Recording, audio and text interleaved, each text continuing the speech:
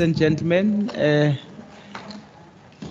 members of the Auditor General of South Africa, as well as the Audit Committee, can we start, honorable leadership?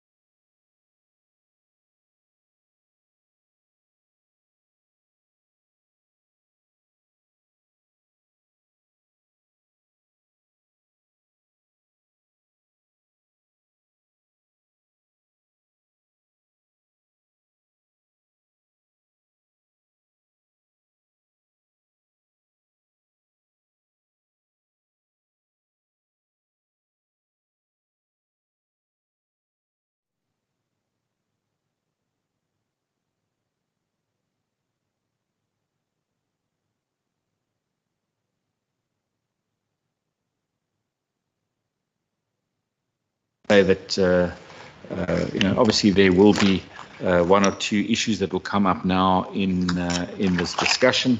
I think one of our areas that I'm sure you're going to raise is whether we've filled vacancies.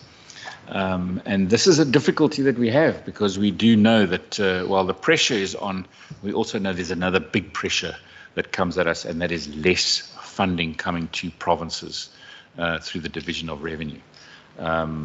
Even the discussion at a national level is not even finalized for this coming budget process.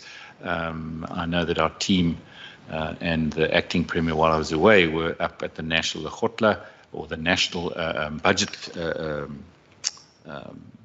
Cabinet, and there's still not even finality at a national level. So we've got a big ask of us to continue to deliver more and more services with less and less funding. So, I mean, while it would be great to just quickly fill posts, you've also got to say, well, maybe this is a way that we could save. And it is a way, but that also then I need to say to the team, and I know that the DG does this a lot, we actually end up by putting more responsibility on more people's shoulders, because we might have less people in the system after retirement, etc.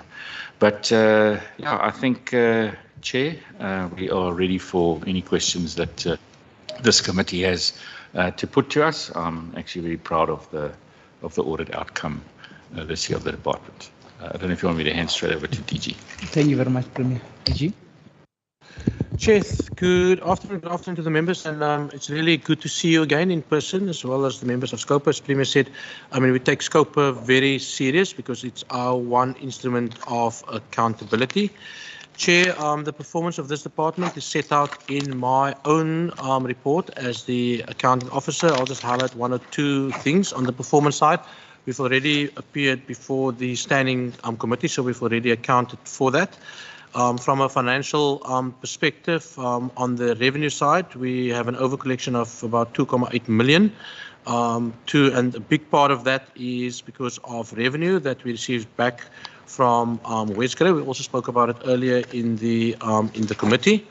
Our debt management is fairly under control. We've got a debt management policy. We review it quite regularly, and we also apply it quite strictly. In relation to our expenditure, out of a budget, final appropriation budget of 1.745 billion, we've underspent by 42 million, or 2.4% of the budget. There's a couple of reasons for that. It's an underspending on staff costs of just shy of 10 million. It's primarily because of staff exits, something that's also difficult to manage in terms of the final numbers. On goods and services, just over 18 million. A lot of that is to do with some underspending in the Office of the Children Commissioner. We've also reported about that earlier in the discussion. Obviously, that budget is earmarked, and any underspending on the Children Commissioner, that gets back earmarked, to that to the Commissioner. Then, Chair, as you're well aware, the fourth wave has not been as severe as initially anticipated, and as anticipated by the National Department of Health. And then we've also had some efficiency savings on some of our recruitment contracts and some other issues, particularly also as it relates to procurement processes, particularly as it relates to CETA. Then, Chair, the report sets out my different environments and rollover application. You will see that we've also made some good strides with dealing with irregular and fruitless and wasteful expenditure. I mean, as a vote of the total 1.745 billion, our fruitless expenditure only amounts to 13,000 rand, and we've dealt with some of the irregular expenditure cases during the year, with some also added, and we've also responded to some of those things. Chair, and I'm just dealing with the financial stuff. I think our supply chain management processes, there are no issue there. We regularly review our procurement procedures. We've also reported on gifts and donations received in kind to the tune of just shy than 2 million. And Chair, we've also provided for some of the reporting events after the closure of the financial year. All in all, Chair, I must indicate that I'm satisfied with the performance of this vote from a governance perspective. Obviously, as it relates to some of the deeper governance stuff, and we'll probably talk about it now, I mean, we take it very serious. We've got an institutionalized governance committee that consists out of our ExCo, which is the DDGs, and some key senior managers or chief directors in the system. You can see that for the year under review, we've attended all the meetings, and even for those non-GovCom members, where we called in people to speak about particular issues, you know, in most of the cases, all those members also attended. We considered, obviously, the key risks, also some of the key emerging risks for the next week, for the next year, particularly as it relates to cyber security, the issue around continued load shedding, because we also have a process to deal with that. And then obviously the key issue is around where we're going with our broadband contract in the next year. All our terms of reference and stuff, Chair, is continuously look at. We updated. There are no major issues. We have no major issue on fraud and corruption. On our forensic cases, we've got 0 cases outstanding. We minimize conflict of interest by regularly reviewing our own internal processes. We've got our ethics committee in place, reporting to national terms of disclosures. That's always full reporting. As it relates to issues, Chair, in your space, we've got no outstanding or unresolved matters as it relates to any of the standing committees. So it's the Standing Committee on the Premier and Constitutional Affairs. And as it relates to this committee, being SCOPA, we've got no outstanding or unresolved matters from the previous year. Chair, and then just finally, I mean, internal control unit is up and running. I mean, they look at all the issues. There are no real issues in there. And then finally, I think the work that we do in internal audit and the audit committees, I'm sure you've already received a report from the chairperson of the committee. So overall, Chair, also want to express my own appreciation, I think, for a team that is serious about how we conduct business in the Department of the Premier. We take governance not as a compliance exercise, but governance as broadly the way we do business in this department. In this department, we do business in the right way, and we take that serious because it is about service delivery and also accountability. So on that note, Chair, also my appreciation to this team and also to the Premier, I think, for the guidance and for the team for the support to have delivered this kind of result and accounting and reporting responsibility eventually to the citizens. So, Chair, from our side, thank you. We're ready to deal with the report. Members, now I'm gonna allow you to ask questions in the report first. I want us to deal with part C. All those members who've got question only on part C. Honorable Dagmo. Thank you, Chair. Chair, my first question relates to concerns which have been raised, and I'm not sure if it's in order that I can raise that now, Chairperson. Concerns that have been raised in the Auditor General's briefing note. Am I able to raise that under Please this point? Please keep that for C. You're for E. For E. Yes, okay, we'll leave that for E. But what I would like to raise is the following.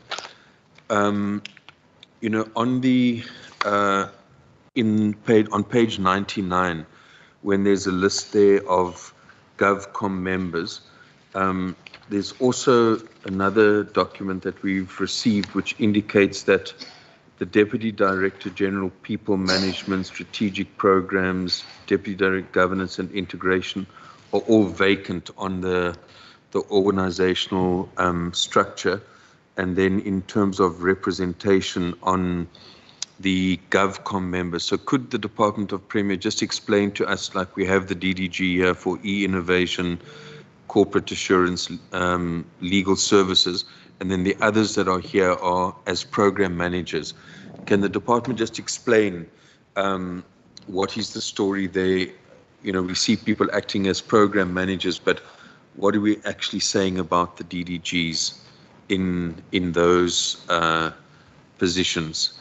Because it seems that the Auditor General is regarding those as vacant.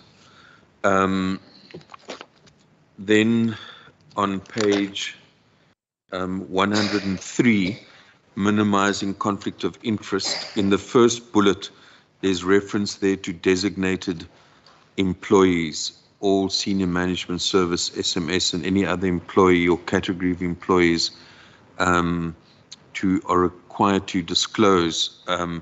But can I just ask, is there no requirement that family members are also of these senior management officials are required to disclose? And I also just want to ask, we know that, for instance, in IT, there's quite a high turnover rate, people going to the private sector. Are there any restraint of trade or sort of so-called cooling off periods for people that might leave the Centre for Innovation and go to the private sector? And is the department aware of any officials from the Centre for E-Innovation that have moved to the private sector that are currently contracted by the provincial government?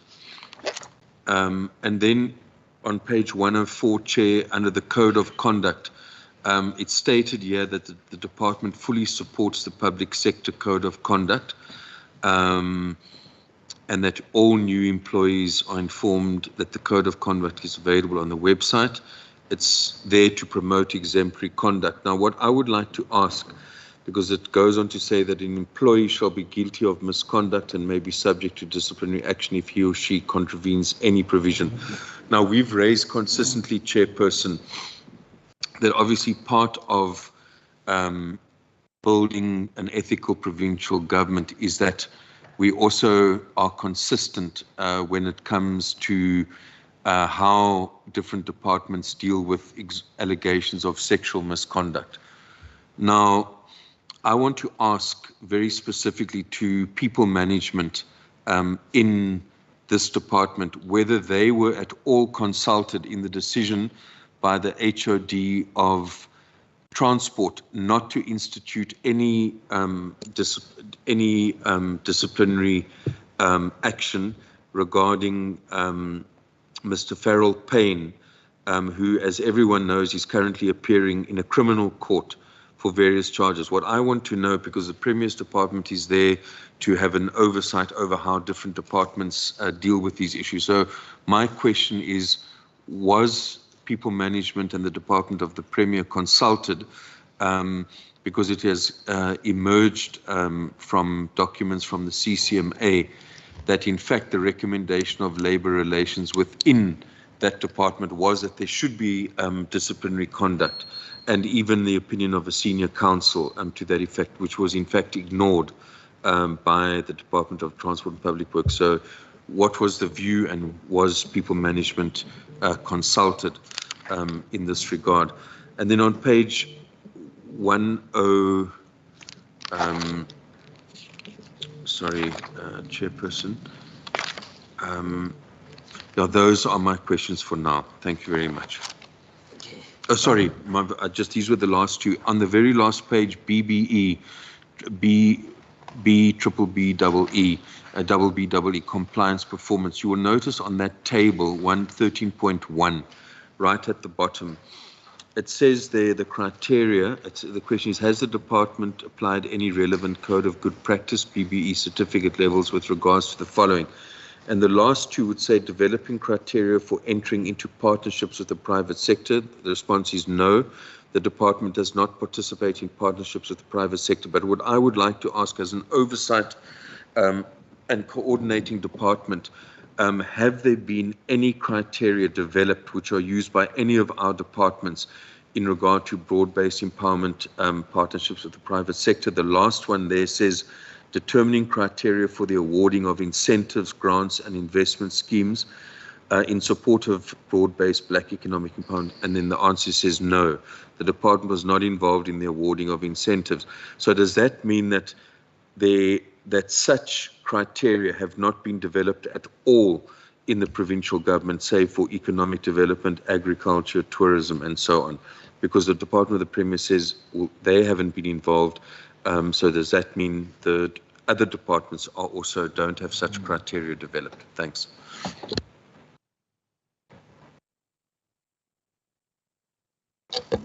Thank you, Chair. I think my one question is on the last matter, I think on the BBBE compliance.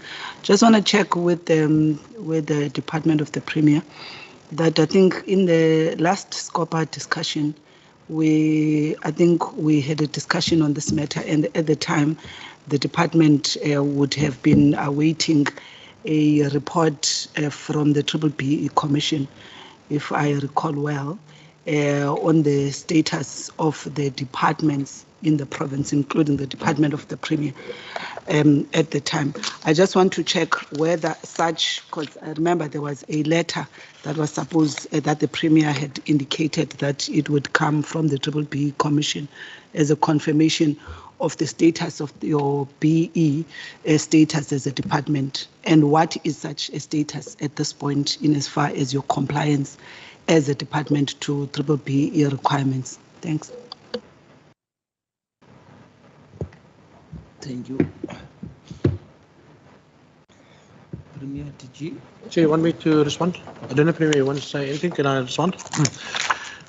Chair, let me deal with the first matter, and I'm going to ask between Lucas and Louise that we just also talk about the whole issue around code of conduct and then the issues within transport and public works.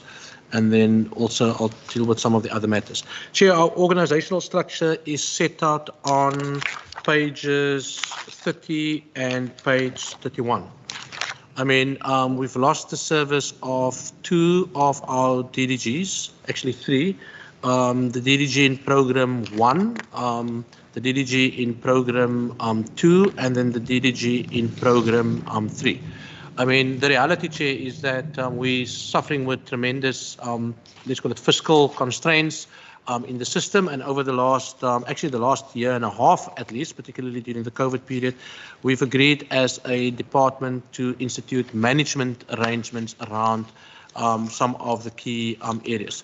So at the moment, Mr. Jumat, who's the head of the corporate services center, he's taken a responsibility for the branch or program 2, full responsibility of that branch. What we've also done in relation to program 3, I've got Ms. Louise Estrazer, who's actually now taken responsibility for as program manager within the people management environment. So it's basically taking care of the entire people management program. And then I've got Mr. Driekus Basson, who is the Chief Financial Officer in this department, that has also taken responsibility for the program management responsibilities of particularly program 1. Chair, I must indicate, I mean, it's also in terms of the new way that we are working. We have discussed it already as a management team. I mean, we are feeling, I think, the pressure of all the added responsibilities, and we are in the process of looking at mechanisms to fill some of those key DDG positions. But at the moment, I mean, this team have agreed to take on additional responsibilities without obviously, allowing other things to fall through the crack. And therefore, Chair, you would note that the DDGs in this department taking responsibility for their own programs is Hilton Arendse for DDG Innovation, Henriette Robson looks after corporate assurance, and then Lucas Buter looks after legal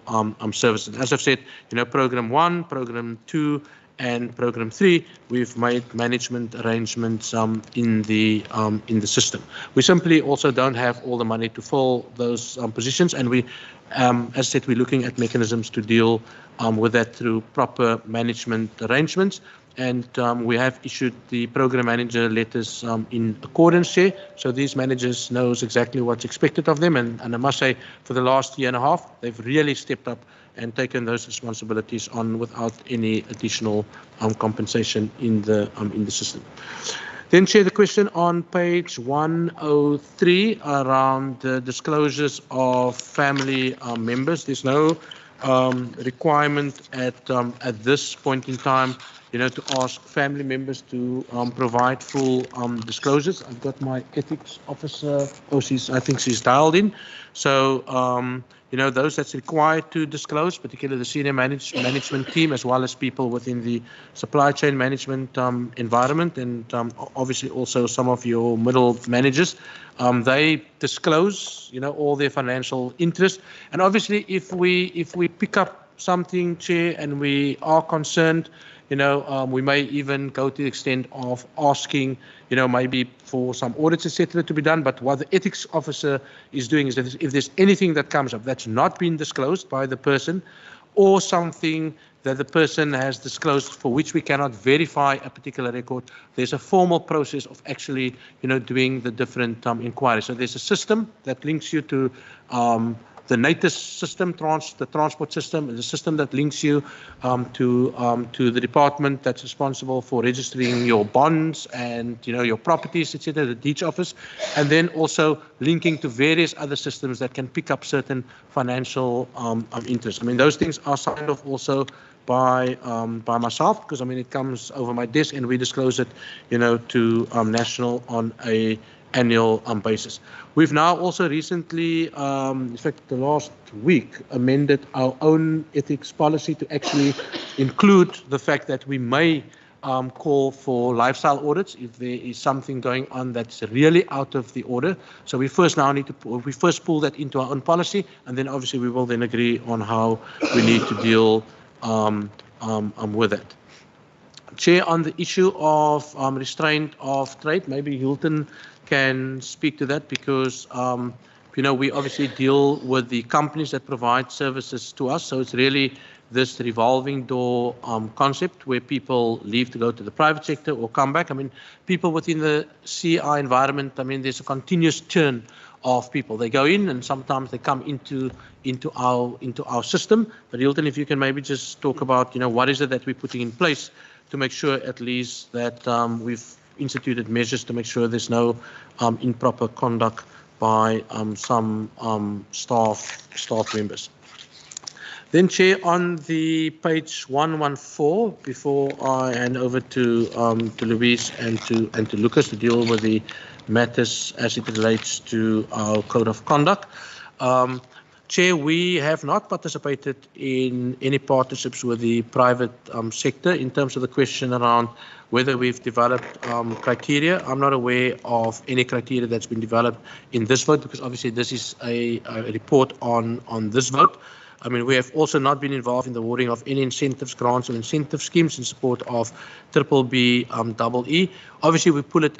BBBEE, it gets pulled into our procurement processes. It's part of our own internal policies. And I need to check with the other departments whether they've actually, developed any criteria or proposals or incentives, grants, and investment schemes to support BBBEE. We can try and find that out and maybe report to the committee. But in this department, we definitely have not done that. Hilton, can you maybe respond, and then I'll ask Louise to come in first, and then Lucas. Sure. Thanks, DG. Thanks, Chairperson. Good afternoon, members. As it relates to restraint of trade, we do not necessarily have restraint of trade for our CI employees specifically. In general, there's no restraint of trade for staff members, as far as I know, within our department. So, as it relates to the currently contracted staff, external resources, I'm not aware of any resources that have left us that have now been reappointed by an external service provider, and that has joined our service.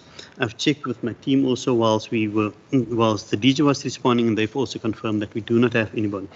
The only person that we can recall that has left and that joined a service provider was our former CIO, who went to CETA, but CETA is a state-owned entity, and we're compelled to use CETA. So that is the only person that we, at the senior level, that we are aware of that left and joined, and we can't really call CETA service provider. It's more a partner in terms of it's a government entity.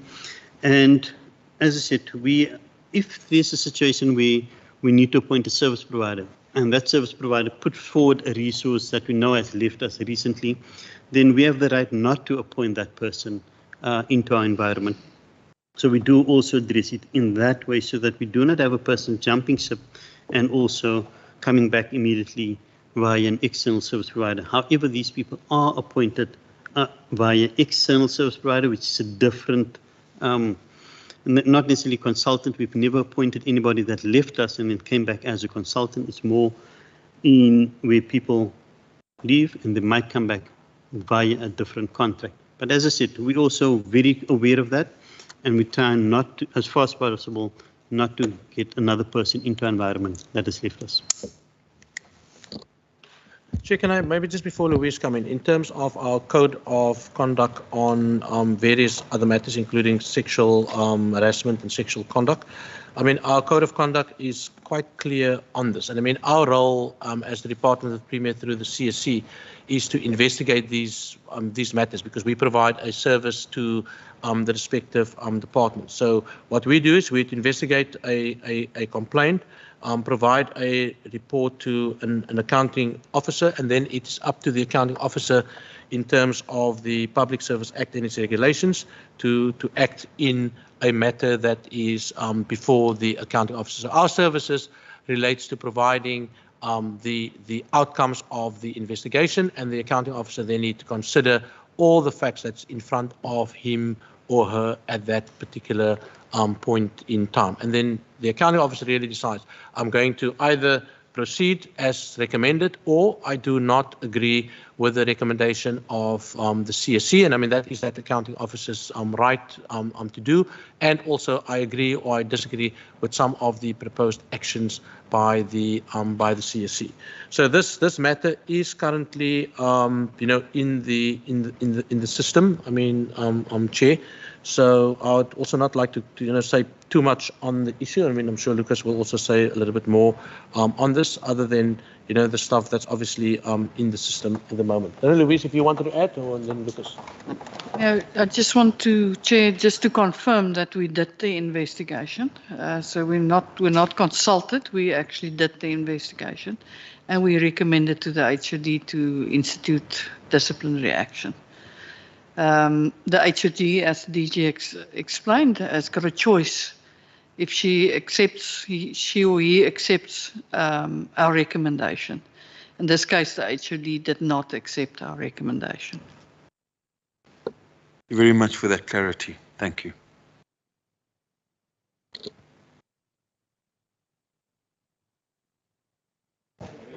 Let me just ask Lucas, because obviously there are other things. I mean, it's just that has kind of happened, and I mean Lucas has got his handle on this thing, so that we just have the proper context of this entire situation. Yes, Honourable Member Dugmore, through you, the Chair. There was an investigation conducted, as Louise indicated, but I think it's also important just to reflect on the timeline and how the thing unfolded. The HOD applied her mind, and she, as Louise indicated, decided not to approve the recommendation to charge. A dispute was then declared by the complainant, and that's why you're aware of the pleadings that were filed in the CCMA. I think it's also important to point out that it's not correct that legal advice was ignored, because it was only after the decision was taken and only after the dispute was declared that legal advice was sought from Senior Counsel through Legal Services.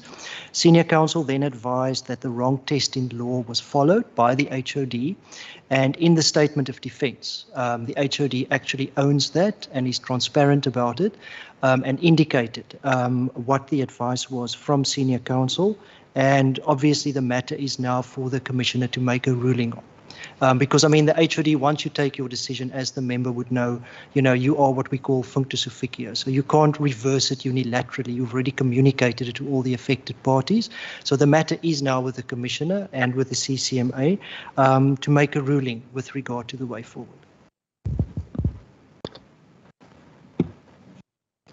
Yes. Committee to note as well, because Mr. Buter did not refer.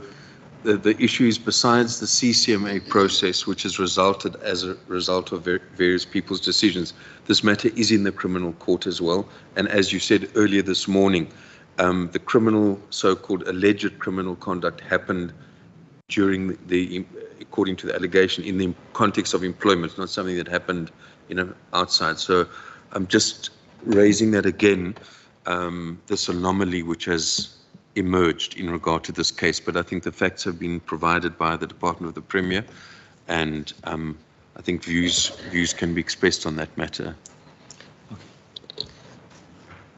Thank you. I think most of the questions that were asked on C have been answered. Honorable Ngondo? I didn't hear my question being answered, HOD.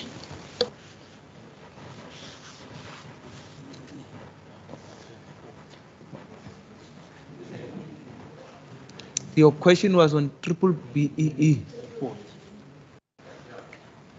We just Black economic empowerment. No. I'm aware of the matter. I just need to check in because obviously between ourselves and the Treasury, we've been dealing with this particular matter.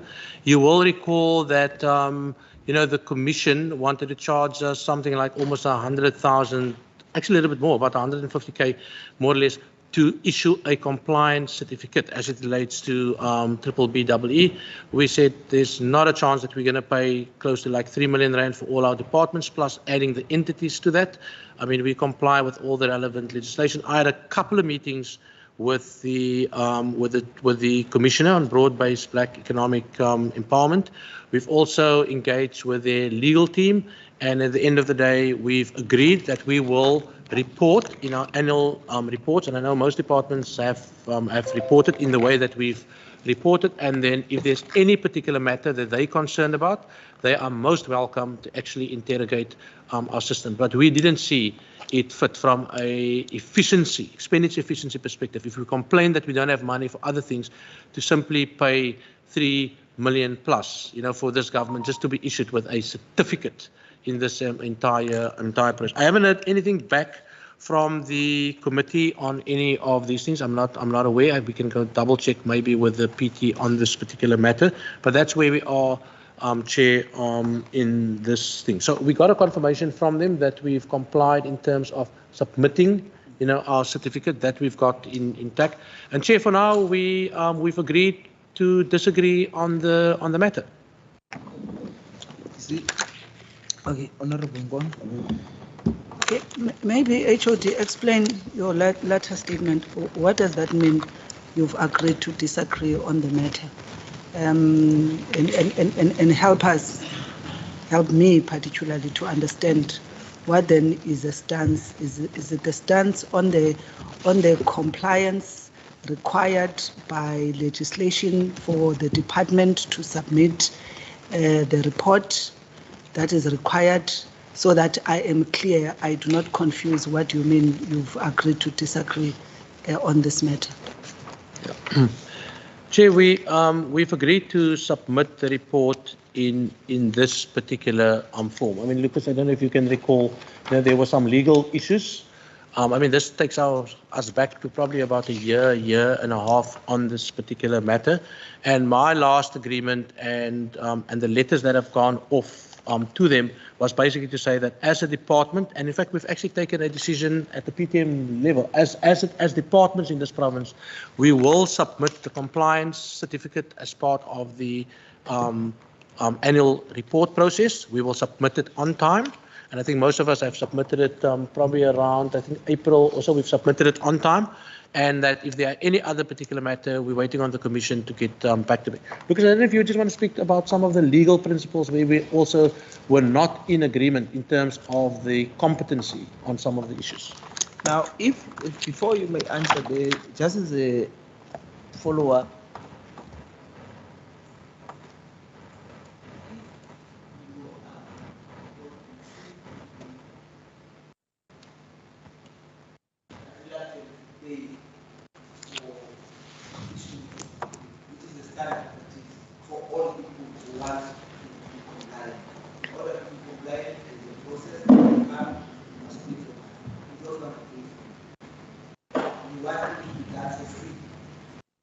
No, Chair. That's not what we are saying. We're saying that in our processes we consider triple BEE in terms of the respective policy frameworks.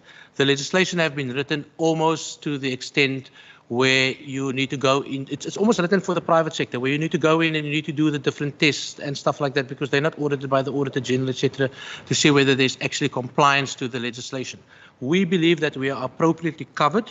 Our stuff is being audited. We follow the legislation to the T, and a certification process. In fact, we even believe that maybe an institution like AXA can also issue a certificate like that. We can't pay 140, 150,000 per institution just for a certificate. That's to the Commission.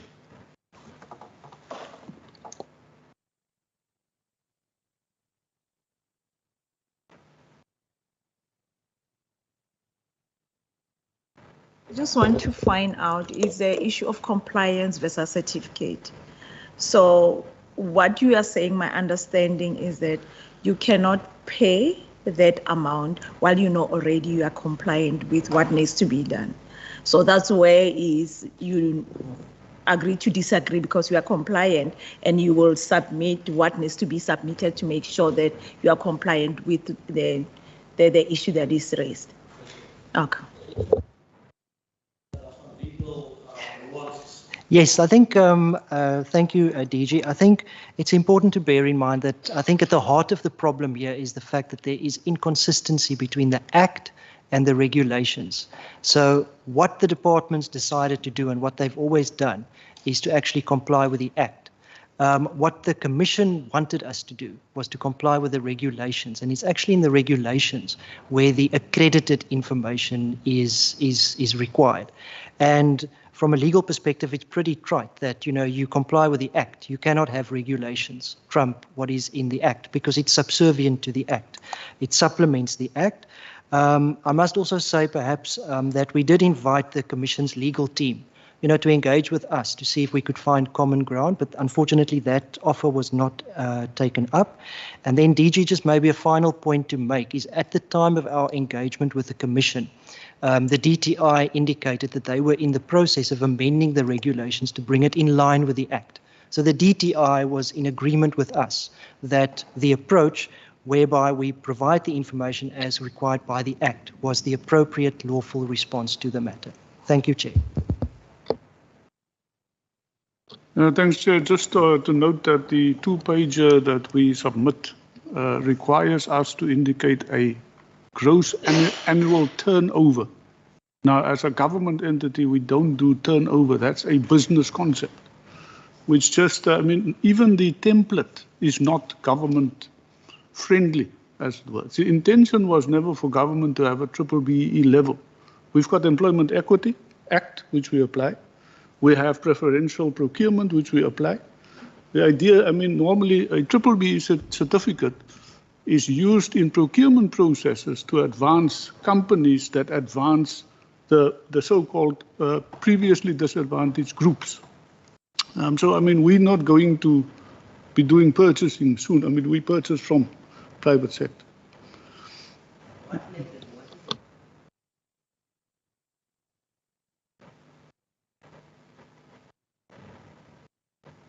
BBBE level 1, 2, or 5. Now, what level are you? In addition, Chair, I'm really interested to understand this. The amendment to the Act, part of the intention was to ensure that what is in the principal legislation is being adhered to. And I think that is my simple interpretation of those regulations, which the BE Commission was then established to assist both state and non-state entities to ensure that there is compliance. And therefore, the certificate becomes the instrument through which you can then ensure that all those provisions that are in the Act are actually being complied to.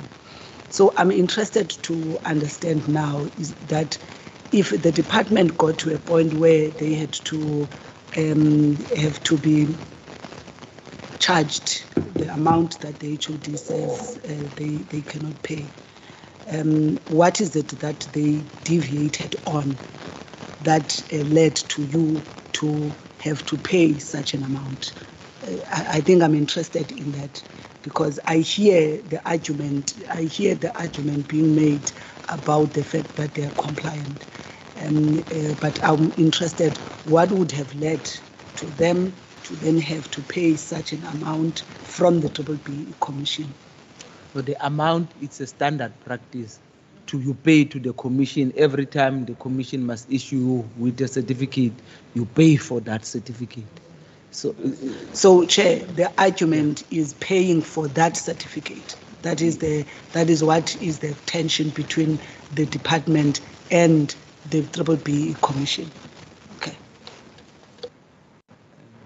It's an interesting matter, which I think we won't be able to resolve here now. But I think when we are on our own, we must find a resolution that we'll send to you. And we said, look, if maybe we must have a bilateral discussion with the PE Commission and come, then they present their case, you present their case, then we know that we have been addressed by both parties. And the TTI is, yeah. In fact, as Lucas said, we've given them an invitation to meet. So, I mean, if you ask us to try again, we will definitely try again and see what it is that we can do. Thanks. No, we invite them. When you summon them, they think that you are going to put them on trial. So we will invite them. We will advise the legally that let's not summon people. Let's invite them. So we'll invite them and have a very nice cooperative governance discussion with them. Now we must move to E now because we finished with C. Now. Any questions on E, which is the financial part of the department, as well as also will be simultaneously be dealing with the report of the Auditor General and the Audit Committee as well. Any indication of members who want to ask questions? Honorable Dagmar, I remember I did. Chair, I just wanted to raise the issue around the oversight role which the Premier has in terms of the mandate around human resource management. Given that it's a centralized function, I think our understanding has been that health and education do their own thing, but the Department of the Premier provides that support through the Corporate Service Centre to the other departments. Now, there has been a concern expressed, we understand, from the Auditor General's office about an increase in the number of overpayments to employees within the province, and that this obviously results in an increase in fruitless and wasteful expenditure. So although that is not happening in the department itself, there's a concern that it's happening in other departments. So I just wanted to, and then also the concern about poor debt control. Now, given the centralized function and, basically, the issue being the one level, once there has been an overpayment, then it's a debt control issue. But the main issue, obviously, is to try and stop, as it would seem, the actual overpayment. So given the Department of the Premier's role, what is their comment on this, and what do they think can be done in terms of limiting or hopefully eradicating these overpayments, and then what can be done to improve the debt control management? That's just a broad question that I would like to ask under this section, and then come back on some others. Thanks.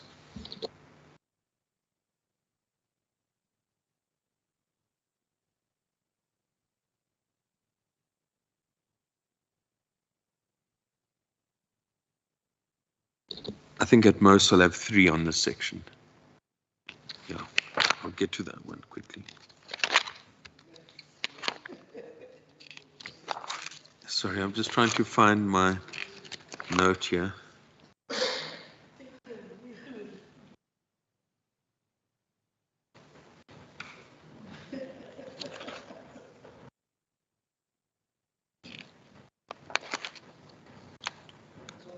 Oh, sorry. Okay. All right. If you would, Chair, sorry. I'm just trying to find this thing that I made a note of.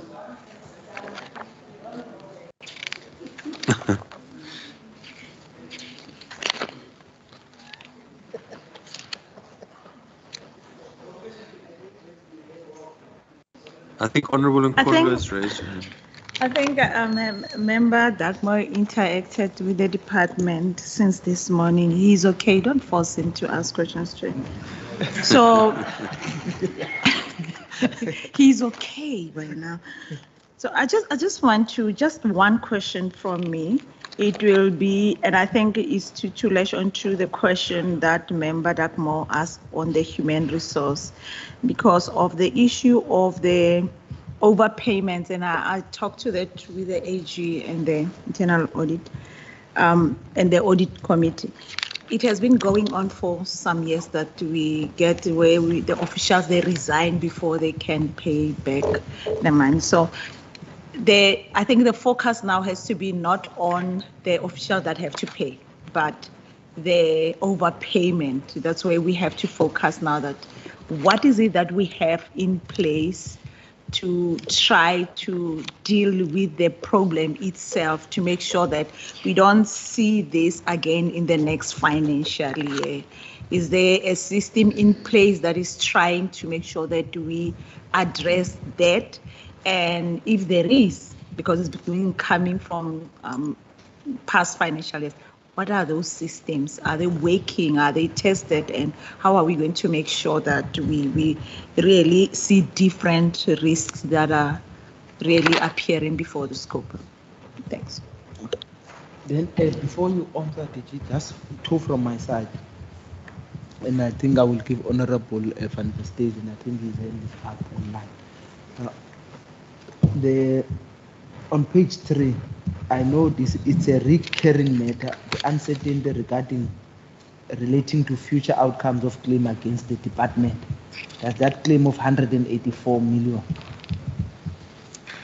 Now, is there no way that this matter can be put to rest so that it really, I think since I started here, it's always been there, you know, and then now, obviously, it's a legal matter.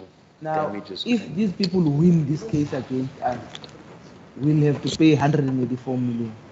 And you also seem not to be budgeting for it, or you are confident that we'll win this case. You know, so I just wanted, maybe if you can just give us maybe some progress on this matter. Then the other one, which I could have asked actually on section C, but I think let me rather relate it with the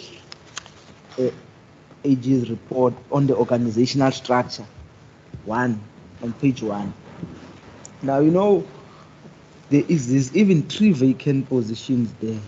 Ne? I know there has been some answers that has been given regarding that, there are financial challenges. But my one question there, man, is just the underrepresentation of 32% of the population. A population that is 32% in this province, which is African, is not represented at all there. I don't see it. Obviously, what makes things easy in South Africa, you can judge even race by surnames. When you read the surname, you can see, no, this might be a white surname or a black surname or an African surname. You know, I might be wrong with some of those surnames. You know, but there seems to be the underrepresentation of a certain population group there.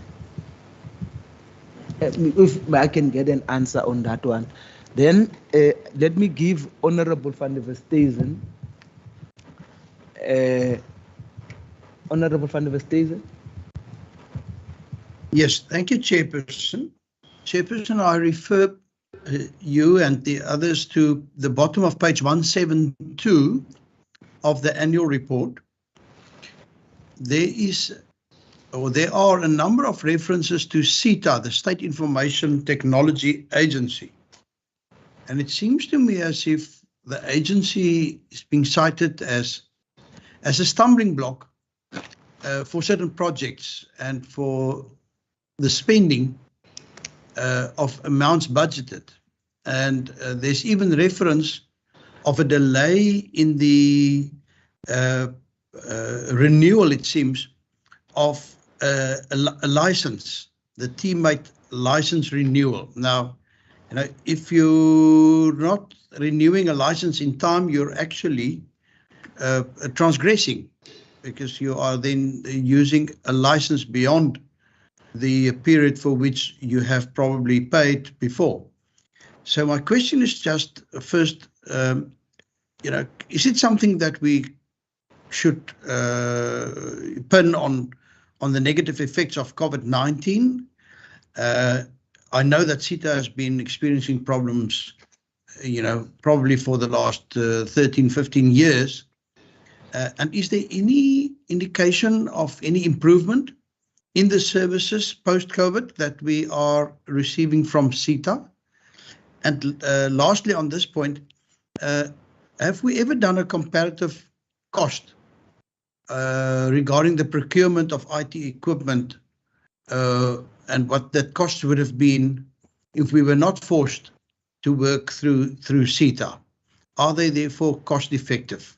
That is my first question in this regard. Then the second question is just, Chair, we are looking at a financial year that was marked by lockdowns, by the effect of COVID-19 restrictions, etc. And my question is, therefore, obviously, to what extent has that influenced some of the underspending that we see in terms of this annual report? Thank you very much, Chair. Honorable Nkondlo and Honorable Dagmo. No, thanks, Chair.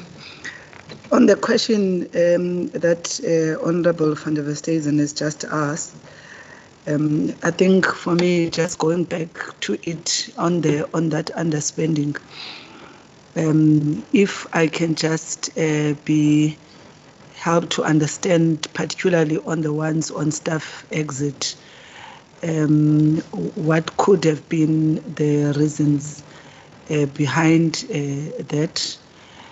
And then also, given that the AG in their briefing note speaks about the risk on the treatment of, I think, the relationship between you as the department and another party, I'm not sure whether this is applicable to this relationship with the CETA and the underspending that you would have incurred.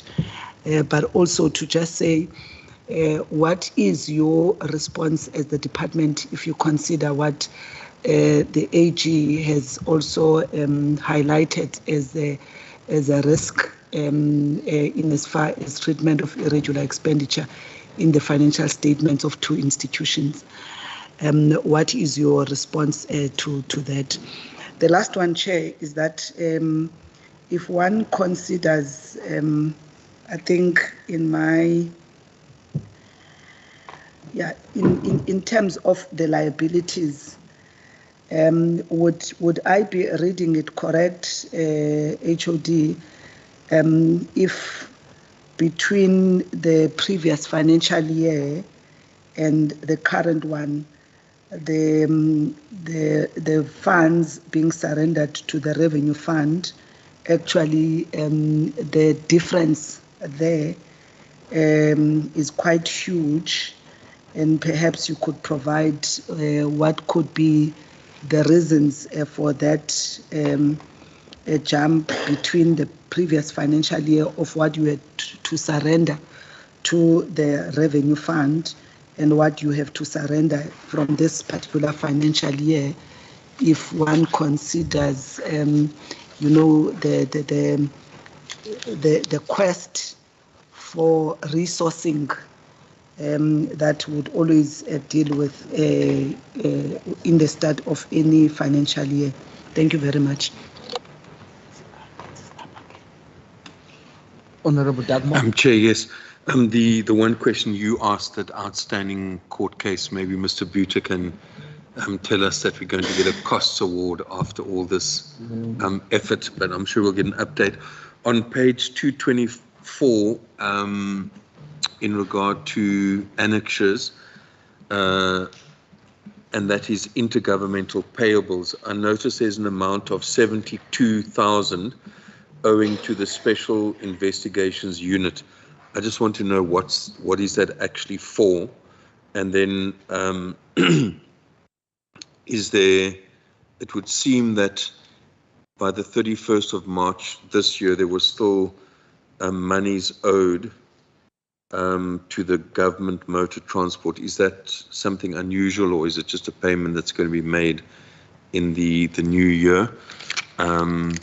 Yeah, those were the only other issues from the financial statements, Chair. Thanks. Honorable van der Westhuizen, is your hand up again? Oh, okay. No, it's probably a previous hand. Honorable van der Westhuizen? Yeah, the legal. Correct, sir. Oh, okay. No, thanks. Now I'm going to hand over to the department of responses. Yeah, we can respond to the issues, and maybe just let me just start at the back, probably easier. And I mean, Rikus, you can also come in. The amount for 72,000, Chair, you will see that that's to the SIU, and that's for us an unconfirmed balance because they've issued us with an invoice for work which they claim they did under the during the COVID period for, I think it was thermometers that we procured. In fact, the value of the procurement, even though we've done our own analysis, own investigation, they came in and they did some additional work. So I met with the head of the SIU in the province. We also had a meeting with Advocate Mutibi, who is the head of the SIU. There are one or two other departments with the same issue, and we've basically indicated to them that we cannot take liability for the 72,000, and they need to look at ways to deal with it. I mean, somebody can't just walk into your house, take cement and bricks and plaster your place, and then later on give you an invoice and say they saw there was a crack and they closed it. I mean, it simply doesn't work like that. So there was no consultation on this matter, and therefore we indicated, I mean, the amount is small, Chair, but it is really the principle. So there's no issue. We have got an open door relationship with the SIU on this matter. On GMT, it's you will also see it's more or less the same amount last year. That are just the outstanding balances that year and that we carry forward as part of the liability process.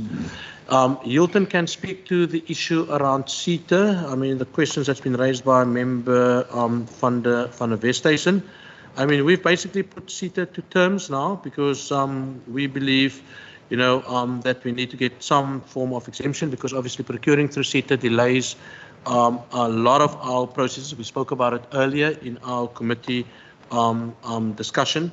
We have also done some comparative analysis, Chair, which we've actually shared with the executive head of CETA. In fact, I've met almost on a monthly basis with the executive head of CETA to unlock some of the key CETA processes that's been hampering this province from delivering things, stuff like in education, stuff in health, stuff in our own department, and we got to the point where we simply couldn't move on issues, and therefore we instituted the meeting between myself and the head of CETA. We've recently, as I said, written a letter to ask for some form of exemption.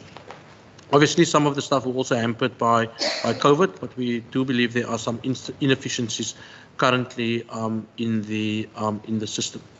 Chair, on your own issue around representation, we spoke about it at length earlier. I don't know how you're going to deal with me if you look at the surnames and stuff like that. No, but that's for discussion outside of the meeting. Okay, I understand. I understand. But yeah. But see, I mean, this is something that we've discussed. We've also discussed it internally as a management team. In the previous discussion at the committee, we again expressed our view that we believe in diversity. We believe that a diverse institution takes us further.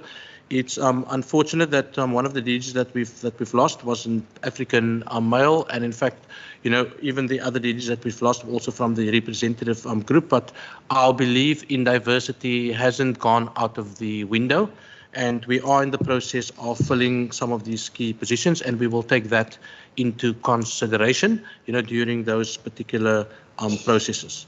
Chair, the 184 million, I'm sure Lucas will speak to it. I mean, the AG is here. We've spoken to them at length about this, not just this year, but last year. But because we were cited, or the Premier was cited in the matter, we've got no option but to disclose it. We do not believe that that liability will, you know, accrue to this department, but nonetheless, we have actually disclosed it, but Lucas can say a bit more. And then, Henriette, if you maybe want to say something about teammate, because I know you're very passionate about teammate. Even during lunch, you know, she said that she didn't get a chance to speak about teammate, so I'll give her that opportunity, Chair. And then, Chair, on the matter of the issues around what controls are we putting in place to make sure that there are not major overpayments in the system. I mean, the extent of overpayments and the reasons why it happened, I'm sure Louise can speak to that.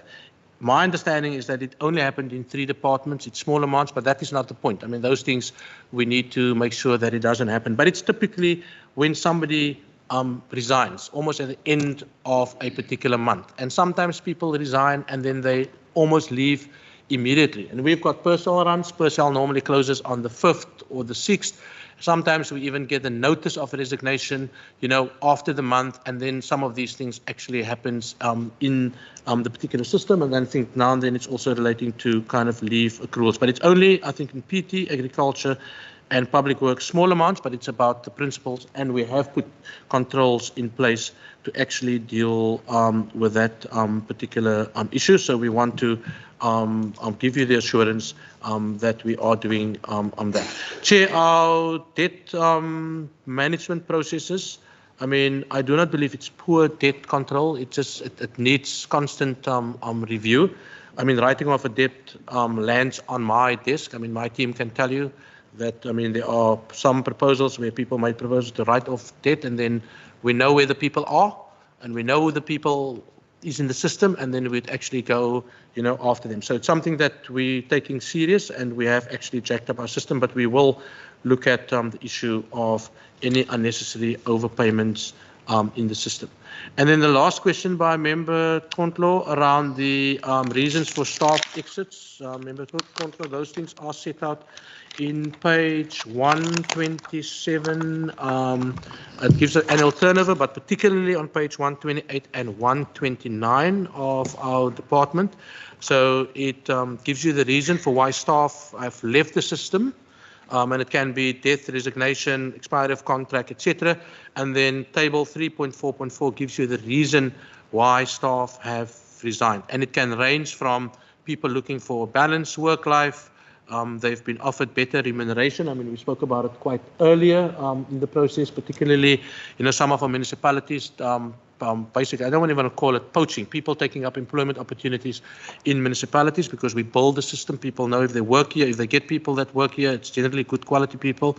Some people leave their job because they want to go study further. There are lack of promotional opportunities. Some people want to have career change, other occupation, and some people even leave because of personal health issues. And then there is a number of people, you know, that probably for personal reasons don't divulge the reasons for leaving. But the team interrogated. I mean, we've got exit interviews, so we've got a process in place to understand why staff is actually exiting the system. So I'm going to give an opportunity to Henriette first to talk about teammate. Otherwise, he will be very upset with me.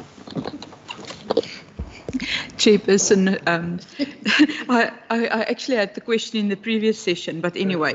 So Chair, the teammate is really just a system that the internal auditors are using to document their work on.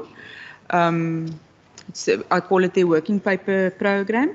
And if it is not upgraded, it will no longer be supported. So we need to upgrade to the web-based system so that it can be supported going forward.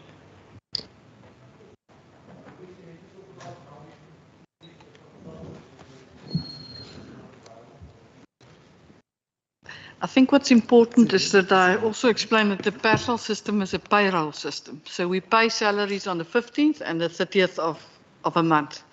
So if you pay on the 15th of the month, by the 5th, the system closes for any changes.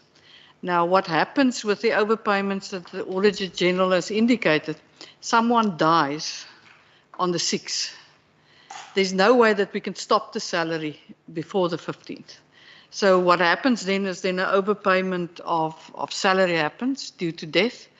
And then what we do is we inform the department of that, and the CFO then institute their debt management process within the department.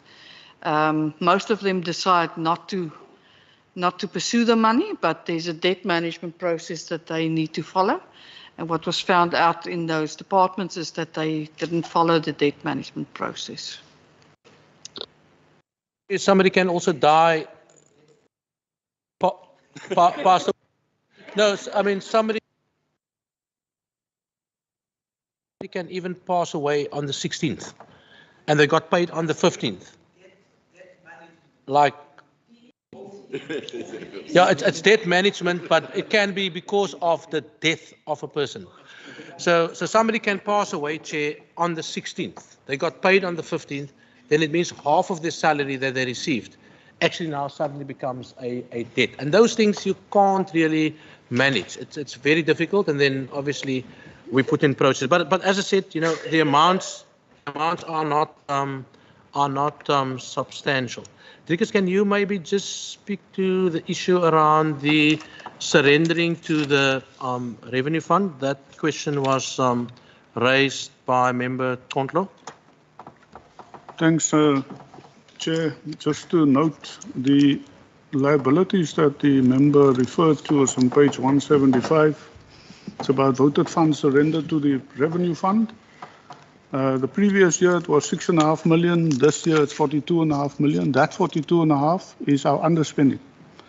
So if you look at what we've underspent, we have to pay it back to the revenue fund, to Treasury. The previous year we spent almost our entire budget. So we had very little to pay back to Treasury. So that's why there's that difference. So it depends on the size of the underspent.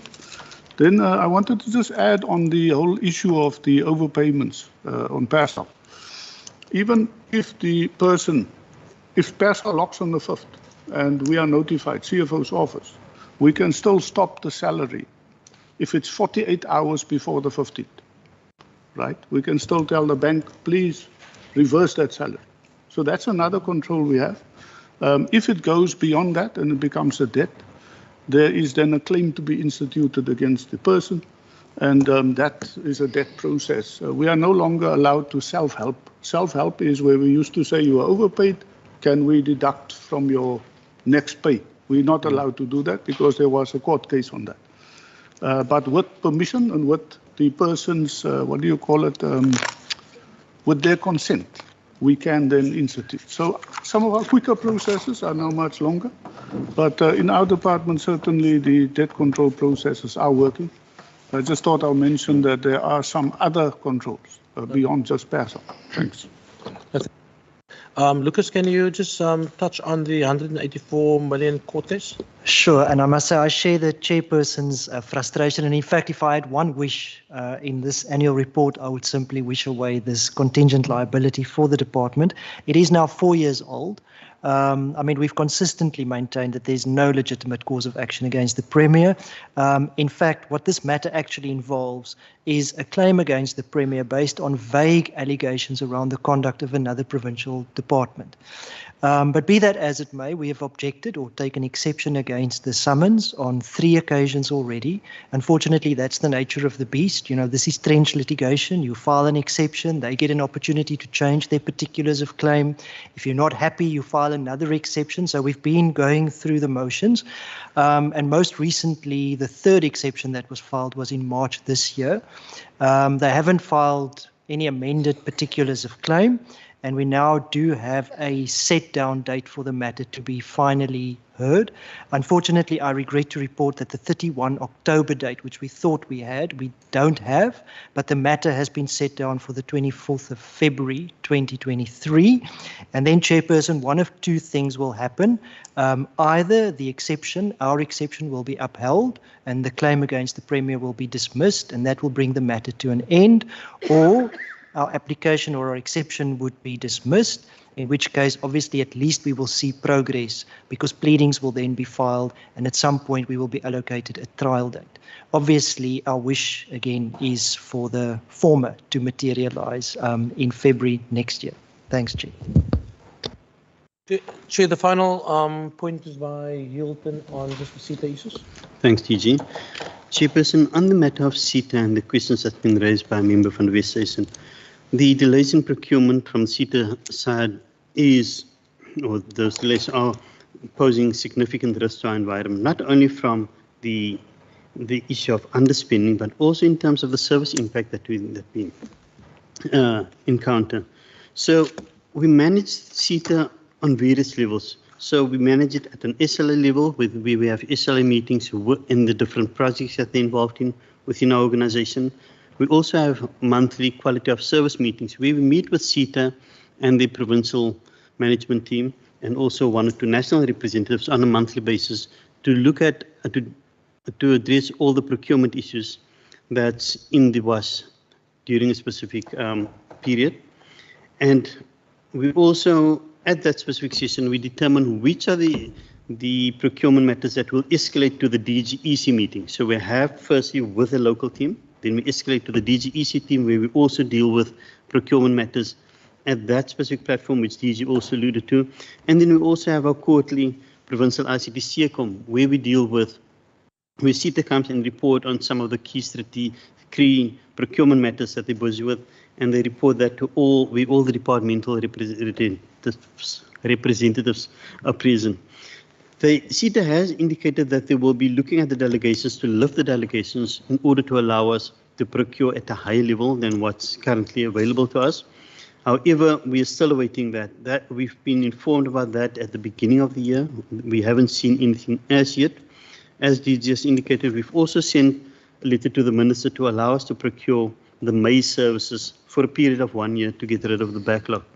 And the question that the member van der Westhuizen asked, with this indication of the improvement of services, very little indication of improvement of services.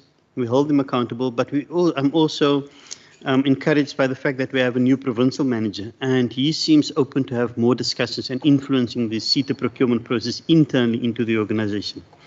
As it relates to comparative cost analysis, yes, we do comparative cost analysis. When we put requirements through to CETA, we normally put through a business case, and that's followed by a procurement process. And before they can award a bid to a service provider or a specific requirement to a service provider, it normally comes back to our department, and the accounting officer needs to sign off on that and say, yes, we've got the budget and we're comfortable with it. And just recently we sent one back where we did comparative analysis with looking at what's the list price of the OEM, the original equipment manufacturer, looking at what the list price is and compared it to the bid that came in, and it wasn't acceptable to us, so we sent it back to CETA. And after quite a lot of toing and froing, they reduced the amount significantly, which was then acceptable to us. So yes, we do that analysis. And the last question, to what extent has COVID-19 impacted on CETA's inability to procure?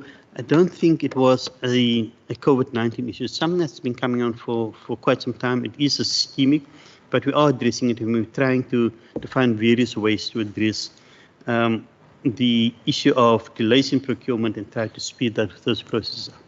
Thanks, Chairperson. Care of all our responses to the various questions that's been raised. Thanks. If there are no further questions and the questions have all been answered, I think this actually brings us to the end. Honorable Dagmar. Oh, okay. So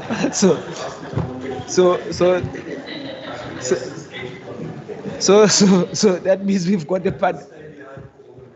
So we've got a panic here now for the that issue. Now, if there are no further questions, then honourable members, I think on the part of the scope, I think we finished with the department. Let me make use of this opportunity to thank you very much for availing yourself. We are always quite encouraged to see how you take these sessions serious. Also, I would like to thank the Premier as well in his absence. I know he's always available, but I know he's going to tell me that he can hear me. So thank you very much, Honorable Premier. Thank you very much, DG. And also, obviously, to our reliable allies in accountability, the Auditor General of South Africa. Thank you very much for always being a dependable ally, as well as the Audit Committee as well. Thank you very much. We appreciate your availability every time we are actually holding this meeting. I think what we'll do now, we'll just take a 10 minutes break, 10-15 minutes, and we'll just reconvene again at past, so that we can allow the department to go. There's also snacks or coffee that if you would like to have some. Chair, from our side, I'll allow, I'm sure Premier wants to say some concluding comments, but from our side, just to say thank you to you and your committee, and also thank you very much to the Department of Premier senior management team and to all your respective team members. I mean, we get an opportunity once a year to present the work that we've been doing for a full year. We represent the work that was done by all our staff members in DOTP. So I want to thank each and every one of them for their commitment and their dedication. And then also to Premier as my executive authority. Also thanks for the leadership and the guidance and for always keeping us on our toes. And once again, thank you for all the questions. We wish you all the best. I'll hand over to Premier. Thank you very much, DG, and thank you very much, Chair. Can I also then just reiterate what the DG just said? Thank you to the committee. Thank you to you, Chair. And then, of course, DG, you and the full team. It's always anxious when we get our audit outcomes, but well done once again. And we reiterate our commitment that good governance is the foundation. I always say we need to make good governance a habit so that we can focus on service delivery for the citizens. But Chair, thank you very much. We appreciate this opportunity to report to you and the committee. We'll reconvene then in 5 minutes. It's fine. Just a body break. There's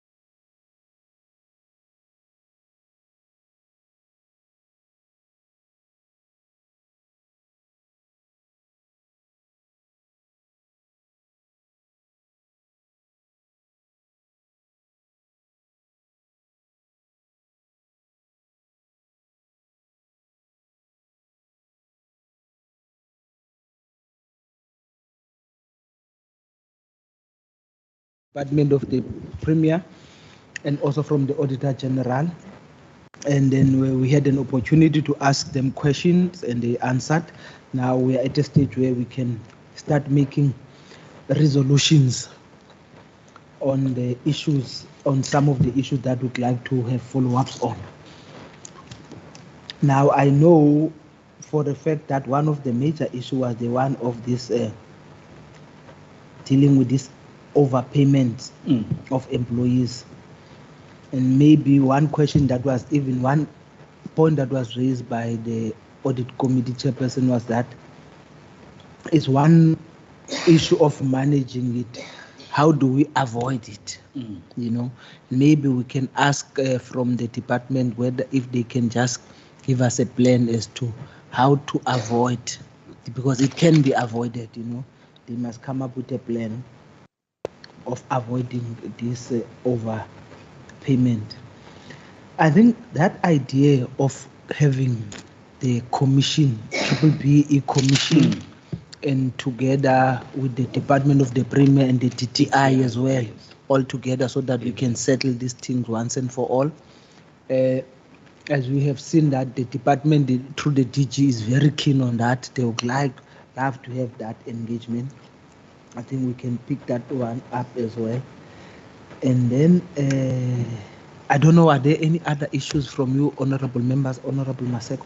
Thank you very much, Chair. Without just wasting your time per se, I'll appreciate if maybe Dasen can check out those that we were mentioning as we were doing we were asking questions that you noted. Then we don't have to repeat already what is in your book. Thank you very much, Chair. Any other additions, honorable members?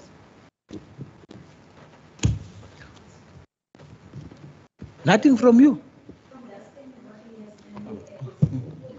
Are there any issues or you want us, or Dustin? Yeah. Okay. Thank you, Honorable Chair. So, Chair, I have noted those two pertinent issues from Member Nkondlo on the CSC report on overpayments to employees. And then now we're going to revise that question to ask what's the plan to mitigate a future recurrence. And then the second one, Chair, is to get .P with TTI and the BBBE Commissioner to a briefing on the BBBE compliance issues and what's the challenges and how can it be overcome for all future financial years, etc. So those were the two major matters, Chairperson. I've noted just some discussions like the CETA issue from Member van der Westhuizen, but they're just for noting. And then the revenue that was surrendered back, and Member Dugmore 72K to SIU and money out to GMT, contingent liabilities, but those were just for noting for our notes. But there weren't any resolutions on those matters. Yeah, I'm not sure if it was covered with how you captured what Member Nkondlo said, but should we not, in the light of what the Auditor General was saying around that risk, should we not be asking in a resolution form that the Department of the Premier should report to the committee about its strategies, having noted the concern raised by the Auditor General? What strategies does it suggest to mitigate that risk? In other words, the overpayment plus the issue of debt collection. So we actually ask the Department of the Premier to give this committee what is their plan and strategy to mitigate as a resolution. Yes. Yeah. Yes. That's what we said.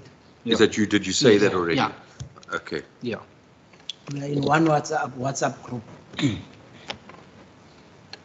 No, Chair, I'm not sure. I wanted to talk on the underspending because I see there's a CETA issue that the department has raised, which has caused, I think, some delays of payments and all of that. Because if you look at it, it has actually shot up the underspending of the department from 6 to almost 40, which is more than it's quite from 6 to 6 to 40.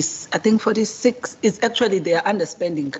Is what they are handing back to Treasury. Yeah.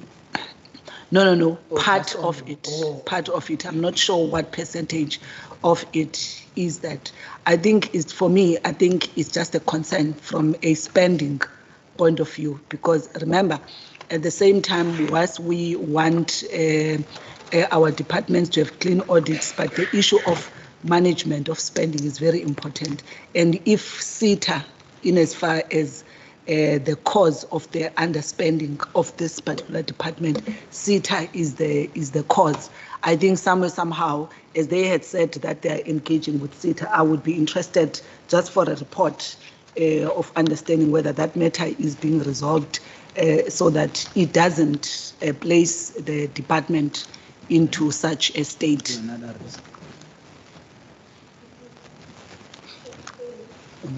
Maybe in populating our program for the new financial year, it will be that engagement for the underspending on CETA also, if there's a percentage that is the one that is causing it to be that high, also to have an understanding why that happened, and also to be the DTI and for the triple one engagement.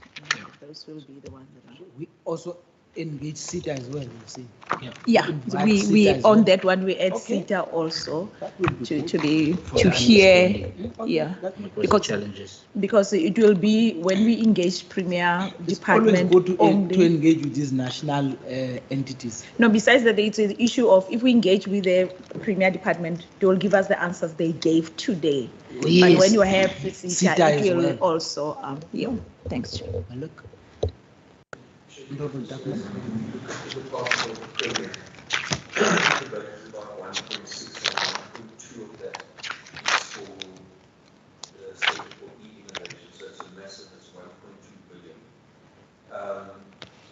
as I understand it, the contract that was initially entered into is coming to an end, and they need to go into a new procurement process. I'm just wondering to ask the department to come and brief the committee on the sort of outcomes of the existing contract and preparations for the new contract, because it's a major innovation. Sorry. On what the Center for Innovation. Oh, okay. Yeah. Is it that big? Is it that big? Yeah. 1.2 billion rand. Is it? Okay. Now what? Okay. What are you suggesting? So what I'm suggesting is that given that they are now preparing to procure the services of the provider for the next 5 years, it's a critical matter for the finances of this province that we're going to get, whether we're going to get good value or not. So my suggestion is that scope resolves to request the Centre for Innovation to present a report on the progress of the current contract and plans for the future. For the future. So we can just look at value for money issues. I think it would be quite good. Chair, I think the chairperson of the Premier is here. They can, and through you, you can drive that. You can invite us if a member wants to know about that, more details. So you can go there. Who's the chair? Oh, the chair of Premier. The Premier. So is the chair of. So I think that one can we. You prefer us. And then if we can have a joint. Yeah, we can do the joint oversight.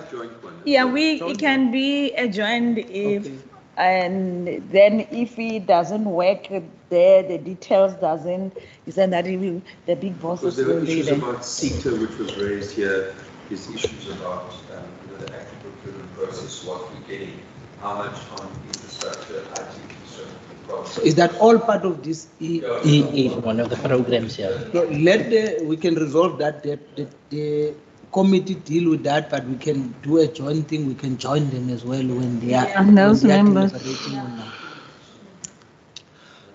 Okay, honourable members, I think we have come to the end of the meeting. Thank you very much for your patience. I know some of you have been here for the whole day, but then it's the first day of our season. It's still gonna be a very long month. Thank you very much for this very first day, and I'm looking forward to actually to be working with you right up until the end of this season. Thank you very much. The meeting is adjourned. Thank you, Chair. Andrikas, good luck. Oh, Andrikas. Utshele mnyameni. So I'll see you on Friday for WCD. I'll send you through. That's education. Education. Yeah. Is the document out already? I must check because my emails were now only restored today. Okay. It was out since last week. What was the problem? Everyone's MS Teams was